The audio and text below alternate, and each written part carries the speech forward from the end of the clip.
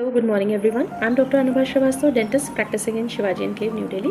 आज आप सबके सामने डिस्कस करूंगी लेटेस्ट टेक्नोलॉजी डेंटिस्ट्री में जो यूज़ हो रही है, दैट इज़ डेंटल इम्प्लांट्स। काफ़ी कॉमन हो चुका है ये ट्रीटमेंट आजकल, और इससे एसोसिएटेड काफ़ी मिथ्स हैं, कन्फ्यूजन्स हैं पेशेंट्स के बीच में। पहला मिथ ये कि डेंटल इम्प्लांट का प्रोसीजर काफ़ी पेनफुल होता है। जस्ट बिकॉज एक सर्जरी वर्ड इसे एसोसिएट होता है तो पेशेंट काफ़ी एंशियस हो जाते हैं डेंटल इम्प्लांट ट्रीटमेंट के बारे में सुनते ही।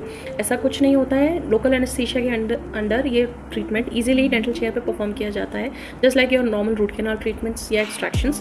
तो इसमें बिल्कुल पेन नहीं होता है। Max to max half an hour treatment होता है। अगर सिंगल इम्प्लांट की बात करूँ, सिंगल इम्प्लांट प्रोसीजर है तो उसके बाद पेशेंट के ट्रीटमेंट के बाद अगर हल्का फुल्का उसको कोई पेन है, टेंडरनेस है, माइल्ड स्वेलिंग है, वो इजीली आप एंटीबायोटिक और पेन किलर लेके उसको इजीली कवर कर सकते हैं। पेशेंट को कोई डिस्कम्फर्ट नहीं होता है। अब डेंटल इम्प्लांट का प्रोसीजर होता कैसा है? एक माइनर से स्लिट देते हैं हम गम्स में, मसूड़ों में। उसके बाद बोन के अंदर ये स्क्रू को प्लेस कर देते हैं और सूचर कर देते हैं, और फिर ये 3 से 4 महीने के पीरियड के लिए वो इम्प्लांट वहाँ छोड़ देते हैं ताकि बोन उसके अंदर इनकॉर्पोरेट होकर अच्छे से उसमें अपनी मजबूत पकड़ बना ले। और 3 से 4 महीने के बाद फिर वही हम छोटा सा स्लिट देके फिर से उस फ्लैप को खोल के उसके ऊपर एक कैप प्लेस कर देते हैं with number of different procedures.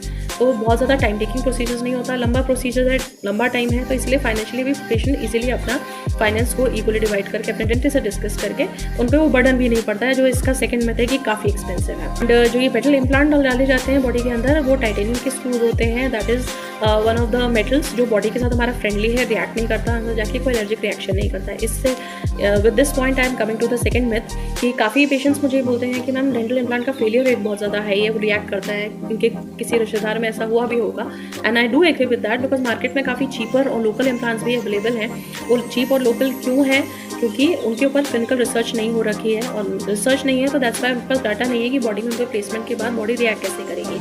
लेकिन 90% डेंटिस्ट आजकल काफ़ी हमारे बहुत इंडियन एंड फॉरेन ब्रांड के जो इम्प्लांट्स हैं वो ही यूज़ करते हैं, जो क्लिनिकली सर्टिफाइड है, इन पर नंबर ऑफ रिसर्च हो चुकी है। तो that's why 90% of the implants जो आजकल मार्केट में है और हम प्लेस करते हैं क्लिनिक्स में, वो बॉडी के साथ रिएक्ट नहीं करते हैं। तो इसलिए इसको निश्चिंत हो जाएं, इसका फेलियर रेट का इससे कोई रिलेशन नहीं है। हाँ, आपकी बॉडी कैसे रिएक्ट कर रही है प्लेसमेंट के बाद, इसलिए उसके लिए एक नंबर ऑफ टेस्ट भी किए जाते हैं, और वो टेस्ट जब पैरामीटर्स हमारे नॉर्मल रेंज में आते हैं तभी आपको डेंटिस्ट रिकमेंड करते हैं इम्प्लांट प्रोसीजर के लिए। अगर वो पैरामीटर्स नॉर्मल रेंज में नहीं है तो डेंटिस्ट आपको खुद ही एडवाइस नहीं करेंगे इन्हीं इम्प्लांट्स के लिए। फिर तीसरा मिथ ये आता है कि काफ़ी पेशेंट्स हैं जिनको सिस्टमिक डिजीज़ है, डायबिटीज़ हो रखी है, बीपी प्रॉब्लम है, थायराइड या और भी किसी डिजीज़ की मेडिसिन ले रहे हैं, तो उनमें ये ट्रीटमेंट नहीं हो सकता।